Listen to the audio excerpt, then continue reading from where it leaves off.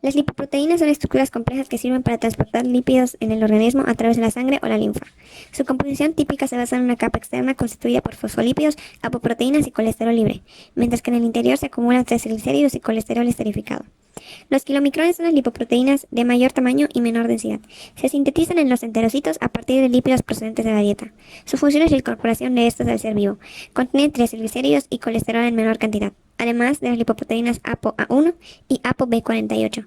Los kilomicrones nacientes pasan de los enterocitos a la linfa a través del conducto torácico, alcanzando la circulación sistémica, donde adquieren ApoE y ApoC2 a partir de HDL maduro. La ApoC2 actúa como coenzima de la lipoproteína lipasa, situada en el endotelio capilar, la cual hidroliza los triglicéridos contenidos en los kilomicrones.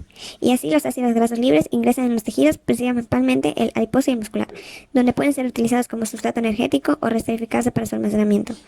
De este proceso resultan los kilomicrones residuales, ricos en colesterol esterificado y ApoE, que serán endocitados por el hígado mediante receptores específicos para la ApoE, donde sedan su colesterol y se degradan en los lisosomas. Las VLDL son producidas por el hígado y transportan triglicéridos endógenos. Contienen ApoB100, ApoE y ApoC2, aunque estas en poca cantidad. Al ser liberadas por el hígado en la circulación sistémica, las VLDL nacientes se enriquecen de ApoC2 y ApoE a partir de HDL maduro. Después, a nivel endotelial, de tejidos extrahepáticos sufren hidrólisis de sus triglicéridos por la lipoproteína lipasa y originan las IDL, las cuales tienen dos destinos: ser eliminadas del plasma al ser reconocidas por receptores hepáticos de ApoE y B, o en seguir en circulación, dando origen a las LDL, por acción de la lipasa lipoproteica y la lipasa hepática, que las despojan de triglicéridos. Y después, la proteína transportadora de ésteres de colesterol le permite captar colesterol esterificado a partir de HDL. Estas contienen principalmente ApoB100. Las LDL transportan el colesterol a los tejidos, pueden ser captadas por el hígado y otros tejidos. En ambos casos, la ApoB100 de las LDL es reconocida por los receptores de LDL. Esta unión al receptor inicia la endocitosis, que lleva la LDL y su receptor al interior de la célula, dentro de un endosoma, que finalmente se fusiona con un lisosoma, liberando aminoácidos y colesterol no esterificado. El aumento del colesterol intracelular inhibe la síntesis de los receptores de LDL y activa la enzima ACAT, que esterifica el colesterol incorporado. Por último están las HDL, las cuales transportan colesterol al hígado para su eliminación y son una reserva circundante de ApoC2 y ApoE. Se sintetizan en el hígado o en las células intestinales como HDL nacientes con poco colesterol y nada de sus estrés.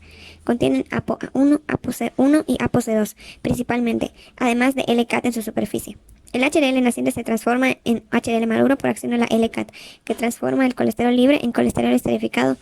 Esta lipoproteína retorna al hígado donde descarga su colesterol mediante endocitosis facilitada por receptor. La actividad cardíaca requiere un elevado y continuo aporte de energía, por lo cual presenta permanentemente un metabolismo aeróbico.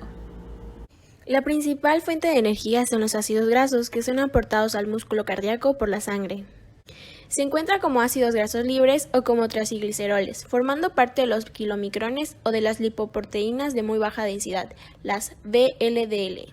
La extracción de ácidos grasos a partir de kilomicrones y VLDL requiere una previa hidrólisis de sus trigliceroles, catalizada en su forma activa en el endotelio vascular por la lipoproteína lipasa.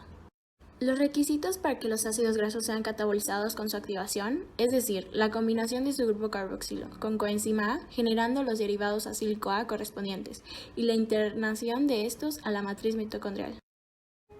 Posteriormente, el acílico-A entra a la mitocondria, pero este proceso no ocurre de manera directa debido a la impermeabilidad de la membrana interna de las mitocondrias a los derivados acílico-A. En la membrana hay un translocador de derivados acil-carnitina, para cuya utilización se requiere cambiar la coenzima A de los derivados acílico-A por carnitina, por lo tanto su proceso global equivale a transferir los derivados acílico-A al interior de las mitocondrias. Posteriormente, el catabolismo de los derivados acílico-A para formar acetílico-A es un proceso conocido comúnmente como beta-oxidación. Debido a la oxidación gradual durante dicha vía, sufre el carbono beta de los ácidos grasos, produciendo acetílico-A, que seguirá el ciclo de Krebs. Además de producir GTP, da coenzimas como NADH y FADH, al igual que en la beta-oxidación. Posteriormente, estas irán a la cadena de transportes produciendo ATP. Además de los ácidos grasos, los combustibles que puede utilizar el corazón bajo condiciones normales son la glucosa y el lactato. Se ha calculado que el requerimiento energético cardíaco que no es cubierto por los ácidos grasos se satisface en proporciones iguales por la glucosa y el lactato. La glucólisis aerobia es la transformación de glucosa en piruvato y la oxidación del piruvato a dióxido de carbono. El piruvato sufre una descarboxilación por la enzima piruvato deshidrogenasa, que está en la mitocondria y produce acetil-CoA. Además, libera NADH y CO2. El acetil-CoA va nuevamente al ciclo de Krebs y posteriormente las coenzimas generadas van a la cadena de transporte produciendo ATP. La hiperproducción de cuerpos cetónicos por el hígado es seguida por la liberación de estos a la circulación para ser captados y utilizados energéticamente por diversos tejidos. Un ejemplo es el cardíaco, que es capaz de utilizar cuerpos cetónicos en la misma forma en que lo hacen otros tejidos, es decir, transformándolos nuevamente en acetil-CoA, con la cual alimenta su propio ciclo de Krebs y propicia la síntesis de ATP. En el metabolismo energético del corazón, interviene también la sustancia conocida como fosfocreatina, la cual es capaz de ceder su grupo fosfato al ADP para formar ATP. Es una reacción catalizada por la enzima creatina fosfocinasa. La fosfocreatina constituye un reservorio de energía que puede convertirse rápidamente en ATP en las condiciones indicadas. Existen diversos factores que hacen que seas más propenso a tener un infarto. Entre esos riesgos podemos encontrar el tabaquismo, hipertensión, hipertrigliceridemia, hiperglucemia, ser hombre y tener más de 45 años en tanto mujeres como hombres. La formación de un ateroma inicia cuando los leucocitos y monocitos pasan por la pared arterial hasta el endotelio, junto con las LDL. Estas últimas oxidan en el sitio de inflamación causada por los macrófagos que fueron transformados en la íntima. Las LDL son captadas en el subendotelio por las scavenger receptors y no logran ser degradadas con facilidad en los lisosomas, lo cual hace que se acumulen en el citoplasma. Esto último hace que haya un incremento de colesterol intracelular esterificado y se formen células espumosas. Las LDL son captadas en el subendotelio por las scavenger receptors y no logran ser degradadas con facilidad en los lisosomas, lo cual hace que se acumulen en el citoplasma. Esto último hace que haya un incremento de colesterol intracelular esterificado y se formen células espumosas. Las citoquinas producidas por los linfocitos T incrementan la respuesta de inflamación, lo cual ocasiona que las células del músculo liso de la capa media arterial migren a la íntima, donde cambiarán su fenotipo y se volverán células productoras de la matriz extracelular. Con el paso del tiempo se llega a formar la placa ateromatosa, conformada de linfocitos T, macrófagos, colágeno y proteoglicanos. El desprendimiento de esta capa es causado por una apoptosis, formando así un centro necrótico, conformado de ésteres de colesterol. Por tanto, en señal de la lesión, los macrófagos liberan metalproteasas, que debilitan la capa fibrosa de la placa, que puede provocar un desprendimiento de esta y formar un trombo. El metabolismo cardíaco es por excelencia aeróbico. Una obstrucción a nivel de las arterias coronarias provoca isquemia. La isquemia es la disminución del flujo sanguíneo a alguna parte del organismo. Esta provoca hipoxia, la cual es la disminución de oxígeno y posterior a esta se da una anoxia, que es la falta total de oxígeno en los tejidos. Cuando el flujo sanguíneo disminuye en alguna parte del corazón, puede ser capaz de detener la obtención de ATP a través de la fosforilación oxidativa, afectando necesariamente la vital función cardíaca. Al no existir oxígeno en las mitocondrias, la cadena respiratoria deja de recibir hidrógeno a partir de los cofactores NADH y FADH2, lo cual determina que estas especies químicas se acumulan en su forma reducida, dando como resultado la inhibición del ciclo de Krebs y la beta-oxidación.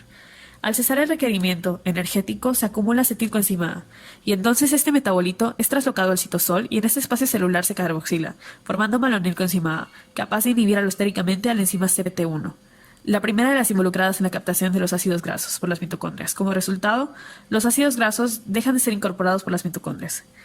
La única parte que puede continuar operando durante esta restricción de oxígeno es la glucólisis anaerobia. A pesar de que una de sus reacciones ocurre con la reducción de NAD+, el NADH glucolítico puede reoxidarse a NAD+, por la reacción de piruvato-lactato utilizando la enzima lactato deshidrogenasa. Esta permite la regeneración continua de NAD+ oxidado, impidiendo la acumulación de la forma reducida y permitiendo así que la reacción que reduce NAD+ en la vía glucolítica siga ocurriendo y con ella la vía glucolítica. La glucólisis es inhibida antes de catabolizar toda la glucosa disponible, pues la enzima fosfofructosinasa 1, que cataliza la transformación de fructosa 6-fosfato en fructosa 1,6-bifosfato, es sensible a la disminución del pH, lo cual se propicia conforme se producen lactato hidrogeniones. Este efecto inhibidor alostérico en fosfofructosinasa 1 es observable a pH 6.9. Al haber un exceso de hidrogeniones, induce el intercambio de hidrogeniones por iones de sodio a través de la membrana celular, y el sodio es intercambiado por calcio, lo cual ocasionará hiperconcentración intracelular de calcio. De igual manera, el calcio, al ser un segundo mensajero, activa las enzimas ATPasas, fosfolipasas, endonucleasas y proteasas.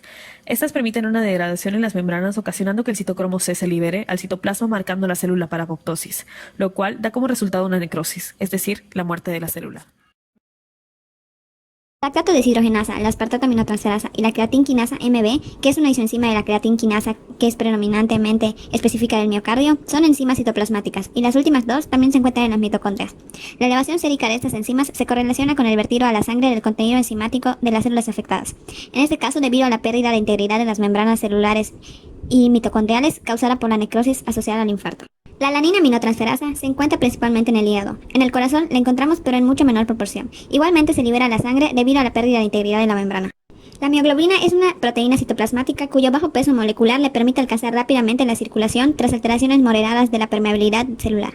La mioglobina se libera precozmente tras el inicio del dolor torácico causado por la necrosis asociada al infarto, pudiéndose detectar el aumento de sus concentraciones en algunos casos a partir de la primera o segunda hora. El complejo de la troponina se halla situado en el filamento fino del complejo tropomiosina de las miofibrillas y en el citoplasma de las células contráctiles. Contiene 3 subunidades polipeptídicas, la troponina C, la troponina I y la troponina T. Solo la troponina T y la I tienen interés en la práctica clínica, al poseer isoformas específicas, las cuales son liberadas hacia el torrente sanguíneo por pérdida de integridad de la membrana celular.